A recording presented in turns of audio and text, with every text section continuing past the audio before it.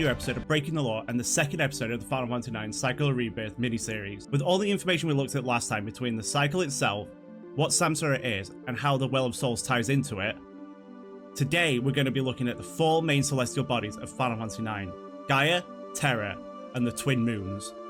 Delving into their history, how the cycle disruption affects them, and finally looking at each of their placement in the Wheel of Samsara.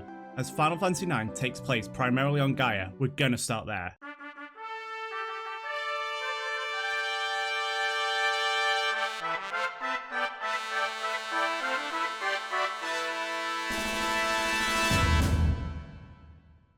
Gaia is a vast and beautiful world split across four different major continents. The Mist Continent, which is the most populated land, the Outer Continent, the Lost Continent, and the Forgotten Continent. Unlike the Mist Continent that is divided between multiple kingdoms, the rest of Gaia barely has any civilizations at all.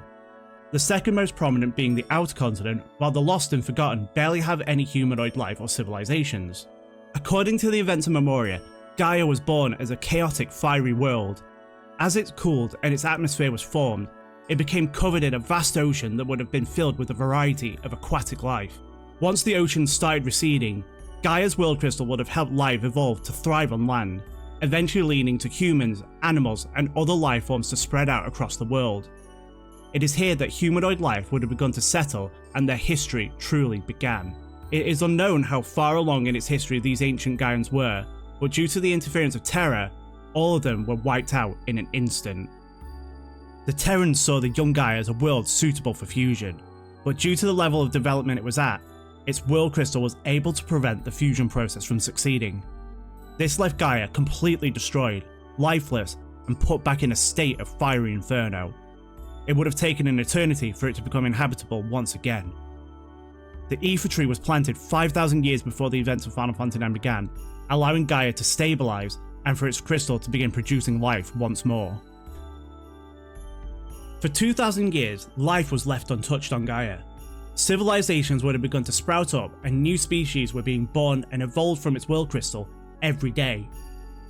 Gaia was once again filled with life, but with even more interference from Terra, this began to change. The function of the Iifa Tree was changed once Garland installed the Soul Divider, making it so that Gaian souls were blocked from returning to their crystal and Terran souls could flow through. The Gaian souls that were processed had their remnants forced out through its roots in the form of mist, directly onto the continent with the biggest population, which became known as the Mist Continent. This helped spread chaos through settlements, resulting in centuries of war, particularly between Lindblum and Alexandria. At some point, different civilizations began to move above the mist, but some still remained underneath. It wasn't until the advent of airships in 1762 that the wars began to come to a halt, and in 1771, Cid Fabul VIII intervened in a war between Bermesia and Alexandria with an armada of airships, helping centuries of war come to an end and creating a time of peace between the three nations. Gates were opened up, allowing trade between the kingdoms, and all seemed fine on the Mist Continent. This time of peace messed up Garland's plan and he created Kuja, sending him down to Gaia to cause chaos and dismay, so that the Gaians would continue to fight and kill each other, helping prime it for Terran souls. As I'll be going to depth with the story and events across this miniseries, I'll be doing a Cliff Notes version of the events that occur that have a direct effect on Gaia as a whole. 10 years before the start of Final Fantasy IX, Garland has Kuja destroy the village of Madain Sai with the Invincible, so that the summoners cannot rise against him. From there, Kuja was able to deceive Queen Bran and convince her to attack her neighbouring kingdoms, forcing more death upon Gaia and sending their souls to the Iifa Tree to be processed. He even started the production of black mages through mist, to give Queen Bran a destructive army that would help in the disruption of souls. With them, she is able to destroy Bermesia, Clara, and Lindblum, all for her selfish goals of obtaining the 4 sacred gems. Thousands die in her ambitious endeavours, all thanks to Kuja, who has his own ulterior motives. The party head away from the Mist Continent to the Outer Continent in pursuit of Kuja, where they learn the existence of the Iifa Tree and the sentient black mages that live deep in the forest. It is here we learn the existence of the Summoner tribe, who Kuja wiped out 10 years prior. With their new friend Aiko, the party are able to access the Iifa Tree and learn that it is the source of the mist. Together they enter it and stop the production of the mist, clearing up the Mist Continent for the first time in 3,000 years, which in turn made mist engines obsolete. The party waits for Kuja to return to the Iifa Tree, which he does, but only to enter the next act of his grand play he is enacting. Queen Bran arrives to kill Kuja, so that she may be the most powerful being in the world. Garnet's Eidolon Bahamut is called by Queen Bran, and Kuja uses the Invincible to take control of it and destroy the Alexandrian fleet, leaving Queen Bran dead. The party uses her escape pod to return to Alexandria, where Garnet awaits to ascend the throne. Zidane and the others leave for Trino to participate in a card tournament and go about their own story points. Back in Alexandria, Kuja arrives with Bahamut and begins to attack the city. As Steiner, Beatrix and the Knights of Pluto defend the kingdom and the townspeople from the onslaught of the Mistodons, Alexander begins to call out to Garnet and Aiko, so that it may protect the kingdom and stop Bahamut. This was all part of Kuja's plan as he attempts to take control of Alexander, only for Garland to take control of the Invincible to destroy Alexander, leaving Alexandria in ruins. The party awaken in Limblum and decide to take the fight to Kuja once more, but with the Hildegard stolen and the Hildegard 2 out of action, the party uses the Blue Narcissus to sail the waters of Gaia. Here they enter Kuja's desert palace, and it is here that we begin to learn the existence of Terra. While Zidane and 3 party members are sent off to the Forgotten Continent, they head to Aelver and find information regarding this world, but at this point it means nothing to them. They retrieve the Gulag Stone they were sent out to get and rejoin the rest of the party in the desert palace. Aiko is kidnapped and the party chase after the Hildegard to the Lost Continent, where they venture through the sacred grounds of Estogaza and into Mount Gulag. They are not only able to save Aiko, but find Lady Hilda, who had been kidnapped by Kuja. She explains to the party that he divulged much information to her, that he is from another world, and the way to it can be opened by breaking a seal.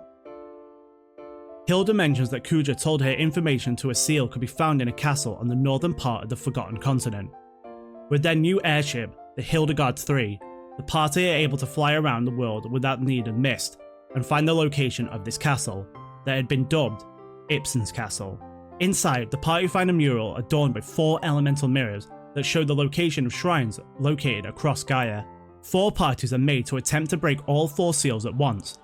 The Guardians attempt to stop them, but the party are able to conquer their respective shrines and place their mirrors on each of the pedestals, breaking the seal and opening the way to Terra at the gateway on the Shimmering Isle. When the party arrive back from Terra, they see that the whole of Gaia is flooded with mist. The Iifa Tree is getting closer to finishing its task, and many of its roots have prevented access to locations we had previously been to. The party follow Kuja into Memoria that sits atop the Iifa Tree, and head back through the memories of Gaia to reach the original crystal. Kuja states that even if they defeat him, the Iifa Tree will fulfill its job, and the Gaian souls will be lost. The party are able to defeat him and Necron, who is summoned by Kuja's fear and willingness of death. After the battle, Kuja teleports them to the foot of the Iifa Tree. We witness its roots going haywire as it attempts to finally convert the cycle of souls to Terrans. But in the ending, we learn that it is all for naught as Gaia is able to live on. Along with the history of Gaia itself, I wanted to cover the locations that have a vast history, as it helps delve deeper into the history and lore of Gaia as a whole. Alexandria was founded 800 years after the other civilizations on a cliff above the mist. It spreads out over the Zamo and Gonitas basins and has Dali and Trino within its borders. Alexandria's architecture is based on the high medieval period, giving it a very fantasy appearance, with its castle that has a giant sword extruding upwards and its warped Tudor style houses. It was once home to the Summoners, but 500 years before the events of Final Fantasy IX, a summoner called forth Alexander and put the kingdom in turmoil. After he was extracted, the Summoners left for the Outer Continent. Alexandria is a monarchy ruled over by a king and queen, but the king died a few years before the start of Final Fantasy IX. Its army is made up entirely of female soldiers, with a group of male soldiers to defend the city itself. Like Alexandria, Limblum was settled above the mist. Founded by Sid Fabul I, the kingdom's regency has remained in the family for hundreds of years, with Sid Fabul IX now the current regent. Limblum has an industrial style architecture which adds to it being the largest and most technologically advanced kingdom on the Mist Continent. As I mentioned before, it was Limblum who created the airships that ran on mist engines that helped bring about a time of peace. Its castle stands proud with its 3 districts inside the castle itself. By using the round-the-clock air cabs, people can use them to travel to the business district that houses all the shops in the kingdom, the industrial district where all the engineers work and live who are currently working on the steam engine. It also has a large statue of Sid VIII in its centre, and the theatre district where artists and performers live. The Fuegart Memorial Theatre is located here that has put on many shows over the years. The Tantalus Theatre Troupe reside here between their shows. Residents can also use the air cab to travel to Limblum Castle that is split into 3 levels. The middle level that houses the airship dock and the guards quarters. The bottom level that sits under the mist, allowing people to be transported to the ship dock or out into the continent towards Gizmalu's grotto. And the upper level that accesses the meeting and throne rooms as well as the rooftop terrace with a large telescope, allowing people to look out over the Limblum territories. Despite Limblum's industrial history, its origins date back to the hunters of the first Festival of the Hunt, a tradition that is still alive to this day. Bermesia is the only kingdom to lie below the mist. Thanks to the constant rain, the effects of the mist appear to be dampened, as the Bermesians have been able to live there for centuries without it completely consuming their minds, hence its title, Realm of Eternal Rain. Bermesia was settled around the same time as Limblum. It may have even been the first as it remained below the mist, while others moved above it. Although we only see it while it's destroyed, we can see it as a warren-like structured city with its palace in the centre. Its architecture uses organic mosaic designs. The Bermesians have a deep history of dragon knights, but it's never explained why that is. Between Freya being one herself, and the dragon imagery we see around the kingdom, you can see that it is embedded into their society and way of life. Unfortunately, their way of life was brought to an end when Queen Bran broke years of peace in order to obtain the gems, leaving it in ruin. Clara sits atop the Great Tree to the west of Bermesia. In fact, the Clarans were once Bermesians themselves. After one of Alexander's gems was given to Bermesia, it began a civil war within its own kingdom. A group who despised the warlike nature of the Bermesians took the gem and settled upon the tree in the View Desert. Discourse between the Bermesians and Clarans continued until 100 years ago, where the Clarans used the gem to call forth an enormous sandstorm that severed their ties with the outside world, until refugees arrived from Bermesia to seek sanctuary from their recent attack. The settlement itself is mostly made of the wood of the tree, but the citadel is vastly different, a large blue building with intricate golden accents spread across its surface. Continuing their peaceful ways, the Clarans are priests and dancers, who keep the sandstorm intact with their ritual dance, keeping it strong. However, as we learn, this doesn't last and the sandstorm breaks, allowing for an Alexandrian invasion before it's destroyed. Another large city we gain access to is the city of Trino. While we don't know when it was founded, we can imagine it was after the founding of Alexandria as it sits within the kingdom's borders. Due to its position, it is always dark there, giving it the name Dark City Trino. It is also referred to as the City of Nobles. Trino is a diverse city with the poor living in the slums on the outskirts of it, while the nobles live extravagant lives on the waterfront. There appears to be 4 major families within the aristocracy of Trino, all related to chess pieces. The knights own the weapon shop, bishop the synthesis shop, queen who collects Stelatio coins, and king who runs the auction house. It is believed that Kuja is the king that it refers to, as he sits upon the balcony in the auction house. Trino also has ties to cards, with its card stadium standing right at the centre of its waterfront. The house emblems also represent the suits of cards. Queen is heart, king is spades, knight is clubs, and bishop is diamonds. Architecturally, it is very reminiscent of Italian Renaissance, similar to Florence or Venice. There is also the reference to the Stelatio coins being taken there, and Dr. Tot's home being an observatory, like many of the Italian astronomers. Trino links to Alexandria and Limblum via Gargant Rue, an underground network, but thanks to the advent of airships, it became disused. However, Dr. Tot recently had it renovated. One location I want to briefly cover is the history of Madain Sari. Once settled by summoners after they left the Mist Continent, it now lies in ruin after its destruction by Kuja 10 years ago. At one time, the summoners studied both Eidolons and the nature of Gaia from this place, making huge advances to learn and not repeat the mistakes of the past. Madain Sari is inspired by an ancient city in Saudi Arabia called Madain Saleh that is said to have been destroyed by an earthquake due to their worshipping of Thamudist idols. Madain Sari's architecture referenced the ruins as Madin, showing the parallels between them. There are very little locations we could explore in Madain Sari. The main one is the Eidolon Wall that is a place of worship and historical record. There are also other places I could cover, but their history is not as prevalent, such as the Qs of Q's Marsh, who follow the way of the Gorman capable of learning blue magic through eating, the Library of Deguero that has ties to Leviathan due to the pure waters that pass through it. Some will come up in the next few sections of this video. Now I've established the history of Gaia, I want to talk about the religions that are seen throughout the world.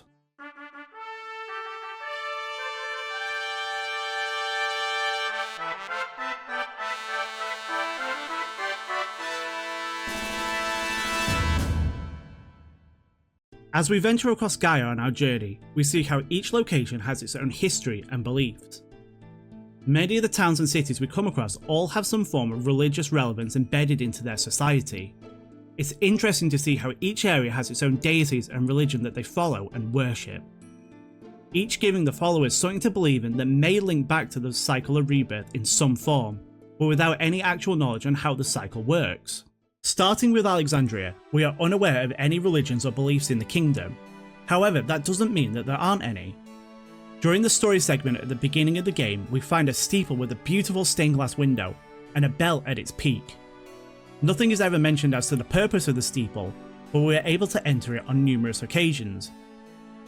As for any other religious significance, it's possible that the Alexandrians pray to a deity in their forgotten history, as they have ties to the summoners of Madain Sari. But this is just purely speculation based on Alexandria's history and the story events that unfold. One last thing I want to mention with possible religious beliefs in Alexandria comes from Beatrix. During the assault of the Silver Dragons, the Red Rose arrives to defend the Invincible on its approach to Memoria. In response to one of the Knights of Pluto, Beatrix says, "Do not fret, your captain is about to enter Valhalla," which is essentially heaven for warriors who died during battle in Norse mythology, where they feast and drink to their heart's content. When Ragnarok begins, these souls will aid Odin in the fight and help him stop the wolf Fenrir, so we know that at least soldiers of Alexandria believe in Valhalla. However, we do not know anything beyond this, but it is a great tie into how Valhalla works in Norse mythology, and that Memoria could be seen as the place where the souls of the warriors go. And another last thing revolving around the possible religious beliefs in Alexandria, I realised there is a connection between Alexandria and Roman mythology. In order to get to the docks, you must ride a statue of Neptune, who appears as a woman holding a trident, possibly signifying a sea god that Alexandrians believe in. And interestingly, we also have the Knights of Pluto, which may refer to Pluto, the god of the underworld in Roman mythology. So there may be more to the religion and beliefs beyond what we know, giving us the connection to Roman gods. Now comparatively, Lindblum does seem to have some form of religion in place. Down a side street in the business district, we are able to find a church that is being renovated. By talking to the NPCs inside and outside the church, we learn that the area Lindblum was built on all used to be forests. A group of hunters chose to settle above the mist and participated in the first festival of the hunt. This was won by Sid I, who built the church to pass on the tradition, and from there the festival of the hunt has been celebrated every year, bringing in people from all over the world to participate. While it might not seem like a traditional religion in the sense of our world, this is something deep-seated into Lindblum's history. It is unknown if they pray or believe in a deity, but as it is something from the past before Lindblum was firmly established, you can imagine that the hunters would pray for a good hunt to some form of god of the hunt, similar to how it was done in Greek mythology. The deity may have become lost over time, but the meaning still lives on to this day, with the people coming to the church to pray for strength and courage to survive this year's festival. Which brings us on to Bermesia. We know the symbolism in the kingdom is based around dragon imagery, with large draconic beings emblazoned around its buildings. While there is no church, this all hints to the Bermesians believing in some form of draconic god, as it would be strange for humanoid rats to believe in it otherwise. There just isn't enough history that we know of to point towards this. However, one thing we do know is that the Bermesians are allies with Master Gizmalu that calls the grotto his home. According to the Ultimania, they see him as a deity and guardian of the Bermesians, protecting them from threats from the ground in ages past. He attempts to stop the Black Mage assault, only to be hypnotized by Zorn and Thorn and defeated by Zidane and the others as they pass through. But with this information, we can see how the Bermesians would worship the dragons that they revere. Right at the top of the Clayra settlement, we can find a cathedral. There, the High Priest calls residence. His job, along with the dancers, is to pray to the sandstorm. The desert star is attached to a harp that is played to strengthen the sandstorm that surrounds the great tree. This could be considered their religion. They pray for protection and help from the sandstorm to keep the people safe from war and strife. The main reason why they disbanded from Bermesia in the first place. The dwarves of Ch.2 call the Iifa Trees sanctuary. Only those who have undergone a marriage ceremony may be permitted to pass and head there. What they do there is unknown, but the dwarves must be blessed by Father David atop the kirkbow in the centre of the settlement before they are allowed passage. As Ch.2 was built atop two of the Iifa Trees' roots and located for its proximity to the mountains and forests that the dwarves deem sacred, we can imagine that they revere the Iifa Tree for the bounty it brings them, seeing it as their sacred deity in their religion, despite not knowing its true purpose. The summoners of Madain used the Eidolon Wall to pray and call to the Eidolons, using it to document their history and any discoveries they made. They wanted to pay homage to the power of the Eidolons and understand their nature. We could see this as their own religion, as they refer to the Eidolons as gods, but as we delve deeper into their history, it mentions possible deities around Gaia that may have been a part of other civilizations that long left the world, with very few that still exist, like those in Deguario, making offerings to Leviathan. This is something I'll be going deeper into in another video. Lastly, the people of Estergaza believe that all life is equal, and that by entering the Shimmering Isle, their spirits will ascend to the stars. The bishop explains that all life comes from the stars. Every soul lives alongside the stars, and after they die, they return to it by going through the Path of Souls. Pilgrims will come from all over to visit and see the Path of Souls, to live by its ways. Those that visit Estergaza hear voices coming from the Shimmering Isle, along with seeing the Invincible flying above them. It is never explicitly said, but they may believe that it is there to help transport the souls of the departed back up to the stars, where they are reborn and sent back down to Gaia by the Path of Souls. This belief is very different from the other religions on Gaia that I covered. However, it is the closest to what actually happens with the cycle of rebirth, and it is another link to the Well of Souls and how the voices of the dead can be still heard from it. Just in this instance, the people of Estergaza are hearing the voices of genomes on the other side. I want to quickly jump back to the summoners of Madain. One of the messages on the Eidolon Wall actually makes reference to returning to the stars, so it is possible that the summoners follow this belief, although it is widely known around Gaia. With all this covered, we're going to move on to how ley lines and thin places affect Gaia.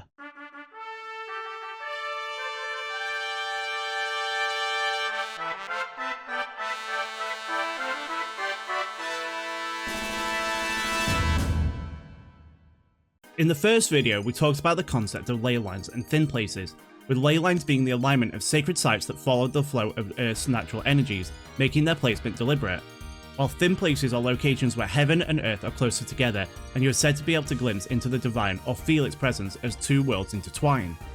While they do not need to be sacred places in our world, they oftentimes are. It is revealed in the game that the summoners of Madain chose the location of their village due to it being where the pulse of Gaia's energy is the most focused. From here, they studied the workings of nature and practiced summoning. Essentially, it is built on a ley line and one of Gaia's thin places. This is something I'm going to cover in the Eidolon video, but the Eidolons are divine beings, which some see them as gods, and the summoners are able to commune with them through their summoner's horn, calling them to their location. As the summoners practice summoning magic at Madain, it would seem that the Eidolons can be easily called there, making it a place that two sets of beings are in close proximity, making it a thin place. The same could be said for Alexandria. When it was founded, it is possible that it was built upon a ley line and a thin place. The summoners once lived in Alexandria and left due to an incident involving Alexander, forcing them to leave and ending up at the location of Madain. The summoners would have chosen to live there for a reason. It may have had the strongest pulse of any of the kingdoms on the Mist Continent at the time. As it is a location associated with summoners, they may have felt the pull of the divine from Eidolons, making Alexandria a thin place, and one of the reasons why Alexander was capable of being called there, and allowing it to call out to Garnet and Ico in a time of crisis. Clayra could also be seen as one of the locations built on a ley line and a thin place. After the Clayrans removed themselves from Bermesian society and settled atop the great tree nearby, the Clayrans eventually used the desert star to surround the tree in a sandstorm, protecting them from invasion. But it's such a weird place for it to grow. There are no other trees or forests located in the area, just one giant tree that is tall enough to break through the mist, that sits in a desert. It's possible that it has grown from a point that feels a lot of energy from Gaia, becoming a natural ley line point. This also adds on to the possibility of it being a thin place, as they use magic generated from the desert star to call forth the sandstorm, making it possible for them to form a connection to Alexander in this place. This next one may not seem like a ley line, but it is definitely a thin place, the Shimmering Isle. This is a location where the gap between Terra and Gaia is closest. It is how Cujo was able to warp to Gaia on the Invincible, and how the party eventually make their way to Terra. As I mentioned with the religion section, the people of Estorgaza mention they can hear voices coming from the Shimmering Isle, showing just how thin the barrier is between the two worlds. Adding to this, the 4 elemental shrines could be seen as being placed on ley lines.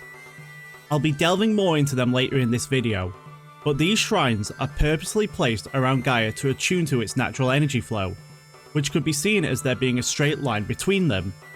We can see how they are positioned on the mural at Ibsen's castle, and how by removing the mirrors it causes an energy disruption, while ultimately being the keys to opening the way to Terra.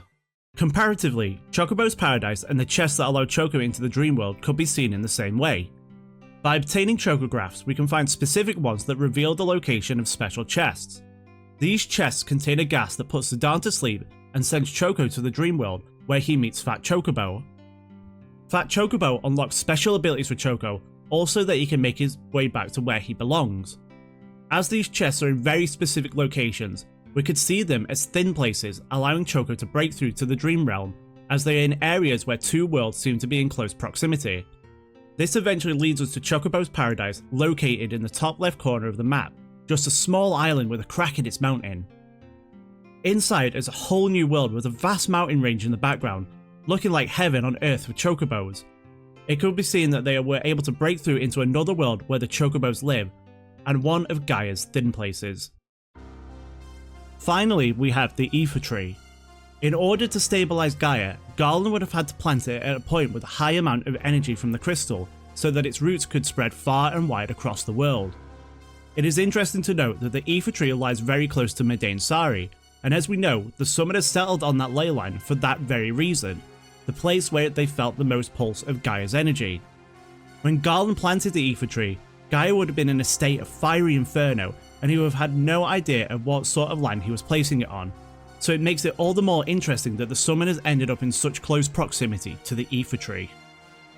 Now we're going to move on to the symbolism of the Iifa Tree.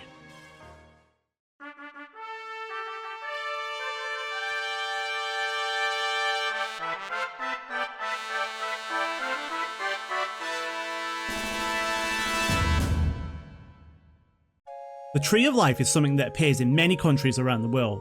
It is a fundamental part of our religions, mythologies, and philosophies. It often goes by different names like the World Tree and the Tree of Knowledge. There are some differences to the lore of these, but overall they follow the same principles and are noted to be the same tree. It is something that has appeared in many games over the years as well, particularly the Dragon Quest series, where it appears as a great tree with mystical healing properties. The Tree of Life is often seen as the source of all life. It is the symbol of balance, harmony, and rebirth. The Celts and the Norse both believed in the Tree of Life, and it also appears in the Wheel of Samsara, growing from the demigod realm into the god realm. All of them seem to believe that the branches of the tree reach out to the heavens, while the trunk represents the earth and the roots bury down into the underworld. Norse mythology goes further with this, and it becomes gateways to different worlds, with Asgard, the realm of the gods, right at the top, similar to how the god realm sits at the top of the Tree of Life in the Wheel of Samsara, while the Celts see it as heaven. With this information in mind, we can see how the Iifa Tree is the parallel to the Tree of Life. We know its initial purpose was to stabilize Gaia, so its crystal could produce life after the cataclysmic fusion failure. It is unknown how long it took for Gaia to stabilize, but thanks to the Iifa Tree, life was able to be reborn on the world once more, keeping it in balance all this time. It wasn't until 3,000 years before the start of Final Fantasy IX when the Soul Divider was placed at the base of the Iifa Tree, allowing it to fulfill its other purpose to siphon Gaian souls and allow Terran ones to flow through, so that Gaia's crystal would accept them. This disrupted Gaia's cycle of rebirth, but it ultimately led to the creation of new life and the evolution of species. There is also the symbolism of the Iifa Tree encompassing Earth, Heaven and the Underworld, and even a gateway to alternate worlds. The roots of the Iifa Tree spread out across Gaia, but the majority have dug deep into its crust to reach the crystal, as well as its inside being the pool of Gaian souls being processed, a common image of the Underworld and the river Styx. The tree itself appears on the surface of Gaia, like the trunk being the main body that appears on Earth in various mythologies from around the world. While the top of the Iifa Tree is firmly on Gaia, there are some analogies to Heaven. It is what Gaian is able to see from his observatory, watching the top of it as Gaia converts, while Terra could be seen as a representation of the heavens, which I'll get into later. It is also the point at which the party are able to reach the realm of Memoria, giving more credence to the concept of the World Tree and its multiple worlds. We are also able to reach Terra from Gaia, but this isn't at the same point on Gaia. The Iifa Tree is overall an object that is detrimental to the cycle of rebirth on Gaia, but we can see how it is a representation of the Tree of Life, bringing life and balance back to Gaia, allowing it to rebirth life after its initial destruction, and how it symbolises the Earth, Heavens and Underworld. It also has an ankh-like structure on its front, which is the ancient Egyptian symbol of life. However, despite all the comparisons and symbolism to the Tree of Life, the Iifa Tree is a place of death. Gaian souls are forcefully sent there to be ripped apart and converted into mist, while others are pushed through with the separated Terran souls. Every enemy that you fight at the Iifa Tree is either undead or has an association to death. You fight zombies and Draco-zombies, dead petrified trees that can be killed by using a soft on them. Even mushrooms that grow from the decomposition of all the dying matter can be fought there. The functions of the Soul Divider are watched over by the Soul Cage, another undead being. So while it can be seen as a place of balance, harmony and rebirth, it is also a place of death, completing the cycle of rebirth that it was planted for. The name Iifa also has double meaning. Its meaning derives from the name Eva, which in its original tongue translates to living, while it's also possible to be a play on the word ether. Ether is a god from Greek mythology, but it is also the air that the gods breathe, separate from the air that mortals breathe, as well as the element that controls cosmic, primordial, spiritual and transcendental forces, which the mist essentially represents. It also ties into another character that I'll get into in another video. There is one more thing I want to talk about with the Iifa Tree, but that'll wait till the end of the video. We're now going to look at the story and history of Terra.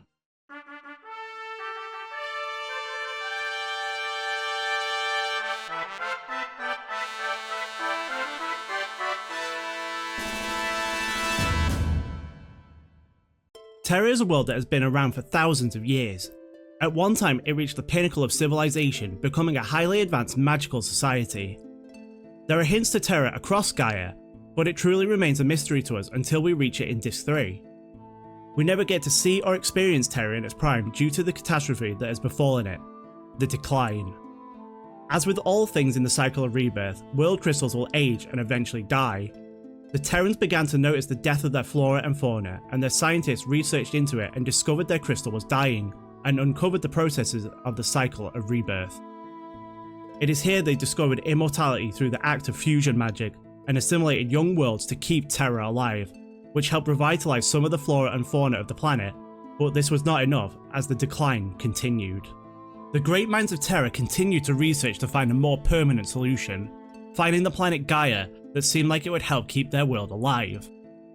The Terrans created Garland and tasked him to save Terra. They documented their history and left it in Aelver before putting their souls into a bodiless stasis inside Pandemonium. Garland attempted to fuse with Gaia, but this ended in disaster as Gaia was too far along in its development, resulting in the destruction of Gaia and all life upon it. Garland planted the Iifa Tree on Gaia, allowing it to regenerate quickly and produce life on the world once again. As we know, this all occurred 5,000 years before the start of Final Fantasy IX. We learn in Aelver that they wanted to create the ultimate warship, and they did everything to stop the decline, but this is all the history we are taught. We never get to see what a Terran looks like, but we can imagine that they built Garland in their image, and from there Garland created the other genomes. Once the party arrives on Terra through the portal at the Shimmering Isle, Garland's master plan is eventually revealed to them. That he plans on disrupting Gaia's cycle of souls to let the Terrans cycle through the crystal instead, and that the genomes will then become the hosts of the Terran souls who are in stasis.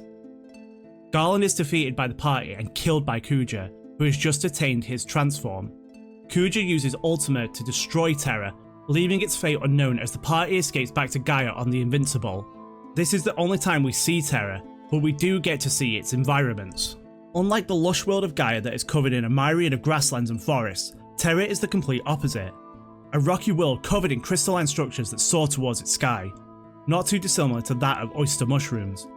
Due to its lack of civilizations, most of what we see is naturally formed, intertwining to create natural bridges that the party is able to cross. There are remnants of foliage from before the planet's cataclysm, possibly kept alive from the last world that Terra had assimilated. We see very limited structures on Terra, the town of Brambal that is home to the genomes who watch over certain processes and allow the production of more genomes, and Pandemonium, the castle that Garland has taken residence in to observe the disrupted flow of Gaia's cycle of rebirth. It is here that the Terran souls sleep, waiting for the day that they can awaken once again to populate Gaia. There isn't much to Terra other than that in terms of infrastructure. As we only know parts of its history, I cannot delve into its religions as I did with Gaia. However, I can talk about other Terran buildings we encounter, not on Terra, but on Gaia.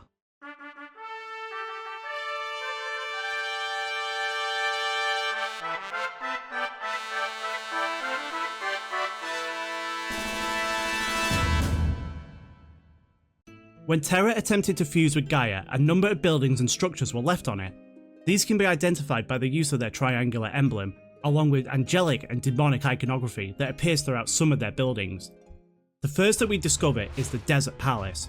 When we first get here, the party are placed in 8 different cells that Kuja had repurposed, but it isn't until after the events of Aelver that we were able to explore it freely. It is a lavish palace filled with traps and puzzles revolving around the use of candles and shadows. Its true purpose is unknown, as we are not aware to the extent that Kuja had it altered, but we can imagine it belonged to some form of Terran royalty at some point in time. It also has a library, but we are unable to see what books are displayed in it. Like many other Terran structures, it is a Gothic-style building fitted with statues of angels and demons, and stained glass windows depicting similar images. The bloodstones the party is able to uncover help reduce the power of the magical stone guardian, Valia Pyra. But aside from this information presented, we have no idea what it was used for 5,000 years prior. During the events of the Desert Palace, Zidane and his chosen party are sent to Aelver by Kuja in order to retrieve the Gulag Stone. With its anti-magic field, it prevents any form of magic to be used once they have entered. The purpose of Aelver was to document the history of Terra as it declined. They did not want to lose any of their history and chose to store as much as possible inside this structure. There are a multitude of holograms strewn across these ruins, showing that Terra was an advanced magical civilization that was dying. A room with stone faces details the purpose of Aelver and the possibilities they attempted in order to save it, while another shows a series of visual documents on the production of warships and how they advanced up to the creation of the Invincible. In this same room, Zidane can see glimpses of Terra and is able to read their language. The last room displays a large holographic platform emblazoned with the Terran symbol. It shows the process of Gaia and Terra being fused together, which means nothing to the party at this point. The Gulag Stone awaits in a chamber down below, guarded by Ark. Mount Gulag appears to house some form of Terran building. Deep in the extinct volcano's core, we can see a Terran emblem that seems to have been altered by Kuja for his own purposes. This site has an extraction circle in it, and intricate architecture similar to what we have seen throughout other Terran buildings. Other than the extraction circle, its purpose is not known. There are also unknown ties to Alexandria. We can see the Terran emblem in the back of the extraction circle underneath Alexandria Castle. It is possible that this was once a Terran device buried beneath Alexandria until it was excavated and had the castle built on top of it. It may have had a similar purpose to the building found inside Mount Gulag. Ibsen's castle lies north of Aelver and appears to be 2 castles stood on top of each other, one being completely upside down, which causes the weird phenomena of a weapon's power being opposite, where weak weapons do more damage than stronger weapons.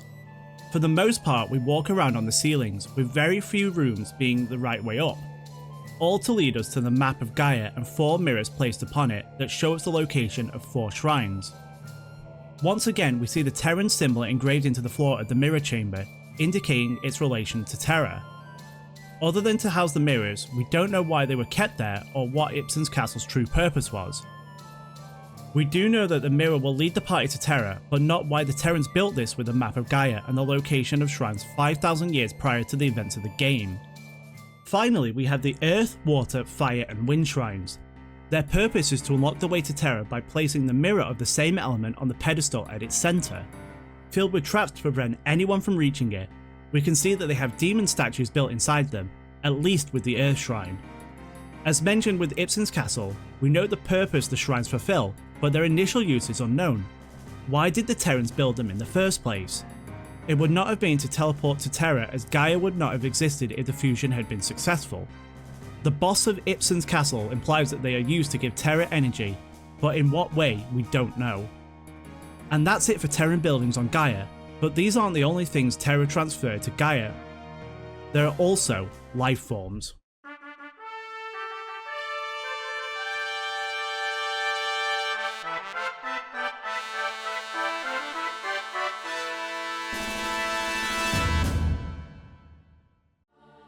Once Gaian had placed the soul divider onto the base of the Iifa Tree, the processing of Gaian souls began and Terran souls were allowed to flow freely through Gaia's crystal. This process allowed the introduction of Terran life forms to be reborn on Gaia and the mixing of the two types of souls. As we don't know what Terrans actually look like, it is hard to know which beings on Gaia once belonged to Terra, especially as it was roughly 3,000 years before the beginning of Final Fantasy IX when this began to occur. Gaia's crystal would have freely let these souls through and allowing them to be reborn into existence, helping prime the world for the eventual takeover of the Terran souls. One of these life forms is suggested to be the Moogles. As we know, Moogles are a large part of Final Fantasy IX. They live throughout Gaia, in its cities, towns, caves and ruins. They provide us with a way to save our progress, buy items from the Mog Shop, and even have their own mailing service in Mognet. With how embedded Moogles are in Gaian life, they seem to be a natural occurrence. However, when the party are transported to Terra, we see that they have their own Moogles identical to the ones on Gaia, unaware of what Gaia is. But why would they be identical on two different worlds, when all worlds develop their own life forms? This would mean two different possibilities. The first being Moogles are the same no matter what world they are from. Every crystal has the potential to create Moogles no matter what type of crystal they are born from. The second is that Moogles are from Terra. Once the Soul Divider started letting Terran souls through, it produced Moogles that became Gaian ones. From there, they were able to develop further and remain unchanged for thousands of years, separating them from their Terran cousins, but allowing them to become ingrained in Gaian society. There is also another type of life form from Terra that lives on Gaia, but it is unknown how they came to be. Whether they were transferred during the failed fusion, or they were born once Terran souls flowed through the cycle isn't clear, but they reside on Gaia regardless. These are the four Guardians of Terra and the Guardian of Ibsen's castle, Tahaka. When the party enters Ibsen's castle and takes the elemental mirrors, they are stopped by Tahaka, the Guardian of the Mirrors. This bug-like being attempts to stop the party from taking the mirrors from the mural, saying that the energy flow of Terra was disrupted before attacking. Capable of compressing itself down to protect itself, it does no good and the party are able to defeat it before disappearing. After entering the four shrines and bypassing their traps, each of the four parties meets one of the four guardians of Earth, Fire, Wind and Water. We are only introduced to three of them, but there is art and data to show that they were all intended to be in the game at some point. The Guardians were informed by Kuja that intruders would be arriving to open the way to Terra. They explain that they are not under Kuja's control, but they are the Guardians of Terra, filled with its power. They will do anything to stop anyone from reaching Terra. Although we only see Zidane and Quina's battle with the Earth Guardian, all four parties are able to take out their respective Guardian and place the mirror on the altar, opening the portal at the Shimmering Isle to Terra. We once again see the Guardians on Disc 4. With the way to Memoria opened, Kuja was able to recreate the Guardians from his memory, causing them to be reborn and advanced into an evolved form. It isn't known how Kuja was able to do this because he did not die and have his memory sent through the crystal to have them brought back. These four Guardians are purely born from Kuja's mind. It is also an allegory for the player because these Guardians reveal their true forms as Malarith, Tiamat, Kraken and Lich, the four fiends of Final Fantasy I, who are also refought in the final dungeon of that game. So in a way, it is like them being reborn from the player's memories on top of Kuja's. Kuja essentially breaks the cycle of rebirth further, bringing these beings back from the dead in a powerful state with their memories intact. In a sense, they act like Eidolons in the way that they are born, but that is something I will go into detail about in a later video. This is also the possible connection between Tahaka and Death Guys, as they show similar traits. both being able to compress down and being insectoid in nature, with some similar designs, but unlike the four Guardians, there is no direct information regarding this theory, and it is not mentioned in the game or the Ultimania. The Guardians and their shrines were likely left on Gaia during the failed fusion, just as Ipsen's castle was and the other Terran structures, but ultimately the Guardians were able to survive for 5,000 years, sealed away within their shrines, 2,000 years before the Soul Divider was put in place. And speaking of the time 5,000 years prior to FF 9, I want to cover a theory that I haven't seen many people talk about, but it is important to the cycle of souls on Gaia.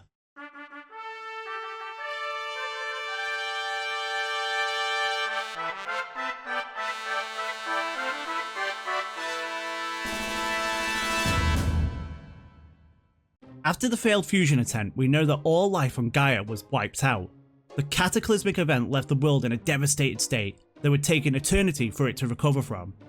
5,000 years before the start of Final Fantasy IX, Gaian planted the Iifa Tree on Gaia's surface to stabilize it and allow life to develop once again. In this time, millions of souls will have gone through the crystal at once, putting pressure on it while it attempted to heal the world from their memories. Unable to create life as its surface stayed ablaze for years, these memories and souls will have waited to be reborn into the world. Now imagine when the Iifa Tree was planted to help life thrive, releasing the pressure from the crystal to be able to create life once again. This forced evolution from the Iifa Tree, mixed with the thousands of souls coursing through it, may have been what resulted in the bizarre amalgamation of animal races we see across Gaia.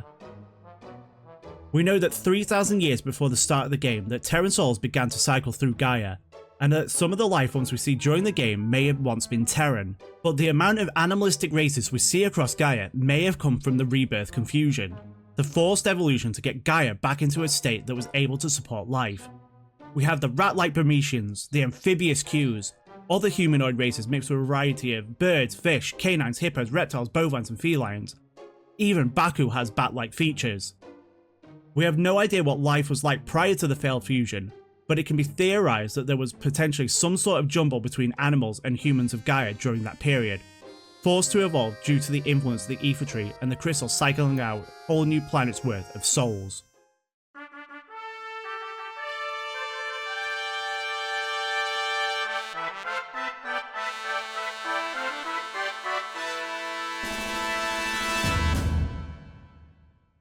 Now, one thing people don't realise is that even though Terra failed in fusing with Gaia, they actually take up the same space. In a way, they appear in the same spot in different dimensions, but Terra is essentially on the inside of Gaia. The planet does not get any sunlight, and the only light it does receive is from Gaia's blue crystal, which is why Terra is illuminated with blue light when the party arrives there, and you can see it briefly shining up above. As discussed earlier in the video, Terra accidentally left parts of its past on Gaia in the form of Desert Palace, Ipsen's Castle, Aelver, the Mount Gullig Shrine, and the 4 Elemental Shrines, while it disappeared inside Gaia. These are the only connections the Gaians have to Terra, as they were all reborn after the Great Cataclysm. Barely anyone knows of the existence of Terra on Gaia, just the party later in the game, Kuja, and the Guardians. This has left a ripple between the two worlds, creating the gateway through the Shimmering Isle. This may have been the initial point of the fusion, hence why it became the gateway from one world to the other, only opening to those who have placed the 4 mirrors on the shrines at the same time. But it seems that Gaian has a way of opening the portal from his side, as it is mentioned by those at Gaza that they have seen it activate and strange ships fly from it. Gaian was also able to take back control of the Invincible while Kuja was banished on Gaia, so it appears that at least Gaian is able to warp freely through the Shimmering Isle to Gaia. Another factor plays into this realization in the form of the twin moons.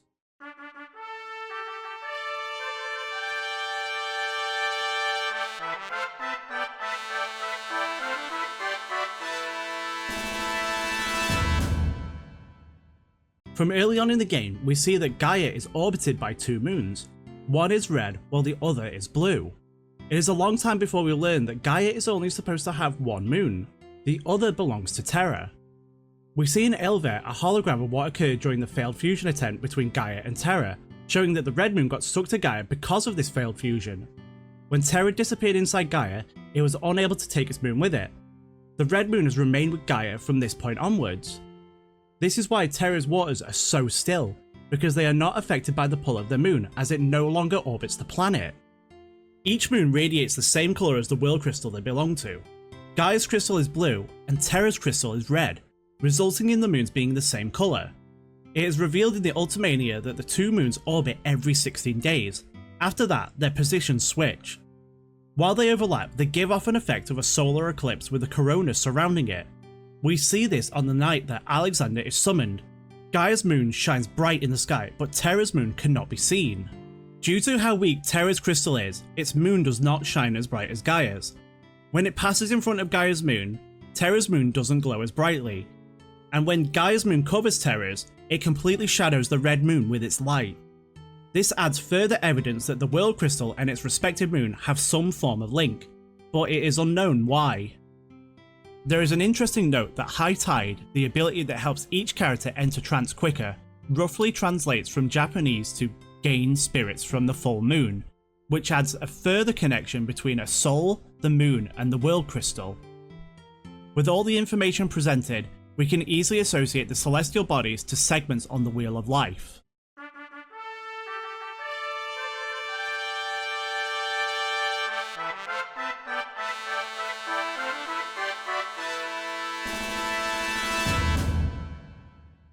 There are two realms of Samsara associated with Gaia, the human and animal realms. These are the two realms that coincide together, just like with our world that has humans and animals across it. Those born in the human realm have the capacity for both good and evil. They undergo many forms of suffering and are flawed creatures blinded and consumed by their desires. With all that said, the human realm is considered one of the realms linked to good karma. We can see this with the humanoid races of Gaia. There are those so inherently flawed they cause war, death and destruction, while others give in to their base desires, and those that laud themselves in higher status than those of lesser fortune. But despite all this bad karma, there are those who strive to be good, even though they may live a life of suffering. We see many people just going about their day across Alexandria and Limblum, who just do what they can to make ends meet, enjoying their life in their own way, unlike the debaucherous people of Trino. There are examples of people associated with bad actions that develop and become understanding of what they have done. They begin to help those in need, or help turn their life around. Beatrix followed Queen Bran blindly, but realised the error of her ways and aided those she once considered her enemy, helping the party in numerous occasions. Regent Sid was transformed into an Oglop for his lecherous ways, but as the story progresses, we see him change and reflect on his actions, ultimately leading to Hilda returning him to his human form. Even Queen Bran understands the pain and suffering she caused, how she could finally see clearly as she lay there dying on the beach. Within Final Fantasy IX, a human doesn't necessarily denote what we associate them with. Along with humans, many of the races on Gaia are considered humanoid, as many are animal hybrids, but not all of them are. We see goblins and trolls and other enemies using tools, referencing some level of humanity in them despite their appearance. They may even have some form of society outside of what we see in the game. There is also Ragtime Mouse, asking players different questions on the lore of the game, who just appears as a strange humanoid creature in the woods and forests. All of these different species of humanoids combined shows the association with the human realm in Samsara. The animal realm is literally for animals. Those reborn into it go through similar sufferings to those in the human realm, but also suffer with cannibalism, enslavement, exploitation by humans, and limited intelligence. These can be associated by the animals that cover Gaia, which are different to the humanoid animal species we see in the settlements. Not every monster we encounter in Final Fantasy IX is an animal. We see goblins, spirits, and handcrafted enemies, but the majority of them are animals succumbing to their baser instincts. We do see other animals throughout the game, such as frogs in Q's marshes and birds in various towns and cities, and we have the more sentient species of chocobos, moogles, and the friendly monsters capable of feeling, with two of them being exploited by humans to a point. Moogles fulfill the role of messengers and archivers for the party, and we learn that Choco escaped his former master after being mistreated, learning to eventually trust Zidane as he heads to his new life in Chocobo's paradise. We also see the Chocobo in the village of Dali being used to power the mist machines by making it run in a wheel and chase a Geishel green, showing the exploitation and enslavement from humans. So between the human and animal species, we can see how they represent the respective realms on the Wheel of Life. At one time, Terra would have been the same as Gaia, covered in humanoid and animal species to represent the human and animal realms on the Wheel of Life. However, as they began to develop into an advanced magical civilization, they could have been seen as godly beings, but this was also their downfall. The decline began and drastic measures were taken to keep their history intact and allow the survival of Terra. The magical art of fusion granted them immortality, but at the cost of other worlds, assimilating younger planets whose cores had not yet grown, eventually leading to the events of the failed fusion, leaving Terra trapped inside Gaia. This is why I associate Terra and its original inhabitants with the Hell Realm, a world devoid of natural light stuck in a state of dying for millennia. Its inhabitants racked by the torture of knowing their plan failed to keep their world alive, stuck in slumber, waiting for the day they can hopefully be free from their hell if Gaian is able to succeed. Thanks to his involvement, they were unable to do so as Ch.2 destroyed Terra and left it burning. It literally became the physical embodiment of hell as the slumbering Terrans fell down to the fiery pits that Ch.2 had wrought. The castle that Gaian calls home is even named Pandemonium, the capital of hell that Lucifer calls residence in the epic poem Paradise Lost. It is also the name of the castle of hell in Final Fantasy II.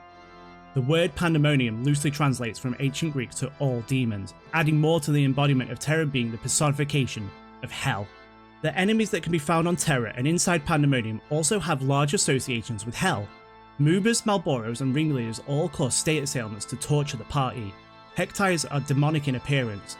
The flying horse-like enemy, Amdusias, is based on the Grand Duke of Hell, and Abaddon represents a place ravaged by locusts during apocalyptic events, hence its bug-like appearance. There is a lot of iconography of eyes surrounding Terra. Its architecture, symbols, and even ships display a prominent eye theme. This brings us down to two different interpretations of the eyes. The first is that it represents the all-seeing eye, which is often associated with a higher power, representing the divine watchful gaze over humanity. This eye is often depicted inside a triangle, a symbol of unity and balance reinforcing the mind, body and spirit.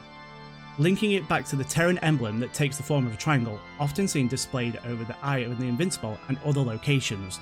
The other is the Evil Eye, a symbol of malevolence that brings misfortune, illness and harm. Many cultures around the world wear amulets and talismans to protect themselves from the gaze of the Evil Eye, something that dates back more than 5,000 years. Both of these could represent the eye iconography associated with Terra for different reasons. The all-seeing eye watching over Gaia, giving them links to the God Realm, while the Evil Eye aids in the power of destruction and harm that has caused the Gaians pain, and representing the Hell Realm. Combining all this information, we can see how Terra and its original inhabitants could have once been seen as the God Realm, but now they are linked to the Hell Realm. And finally, we're moving on to the two moons. These planetary satellites have a very special relevance in the Wheel of Life. While the moon doesn't sit directly in the wheel or any of the 6 realms, it represents the state of Nirvana.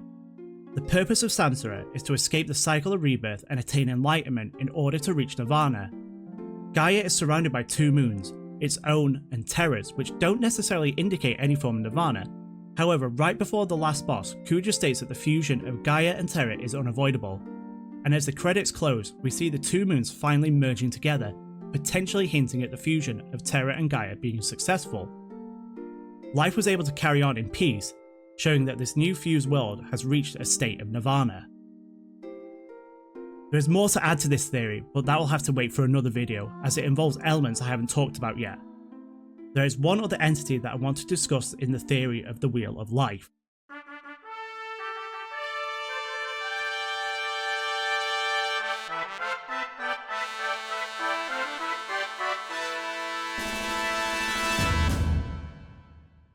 As we've discussed already, the purpose of the Iifa Tree was to stabilise Gaia after the failed fusion attempt. Planted on the outer continent, its roots spread down to the crystal and across Gaia to help in this process. After the Soul Divider was installed to its base is when the true cycle of rebirth disruption began, causing the introduction of Terran life, the converting of Gaian souls, and mist created from the soul refining process that was spread out through the tree's roots. This is where the ties of Samsara come into it. At the centre of the Wheel of Life lie the 3 roots of evil, represented by 3 animals biting each other's tails to show how inseparable they are. The pig symbolises greed, the snake symbolises anger and hatred, and the rooster symbolises ignorance. Together, they are the 3 root causes of all the troubles within the human realm. While there are no links to the snake, rooster and pig with the Iifa Tree, the mist represents the evil they symbolise. The anger of the souls the mist is made from allows these evils to rise up in those it affects, causing conflicts between the nations of the Mist Continent and mutating flora and fauna into dangerous creatures. There were long periods of war that eventually settled, bringing a new age of peace, but the mist still had its effects on the hearts and souls of those it touched. We see with Queen Bran how easily influenced she is by greed and how openly she attacks the other kingdoms to fulfill her ambitions. This was predominantly due to Kuja's involvement, but even with those who live above the mist, they may still be influenced by it, just not as much as those below. As the Iifa Tree is the cause of the mist, that it spreads out through its roots, causing discourse to the mist continent and eventually all of Gaia, it is literally the root of all evil that is occurring on Gaia, showing the parallels between it and the evils that affect the human realm in the centre of Samsara, representing the three evils and fueling the constant conflicts on Gaia in the same way that it fuels the wheel of life. And with that, I'm going to end the video off here, so thank you so much for watching everyone, I hope you enjoyed it, and in part 3 of this mini-series, we're going to be looking at 2 sets of beings that have a direct effect on the cycle of rebirth, the Black Mages and the Genomes, and I hope to see you there.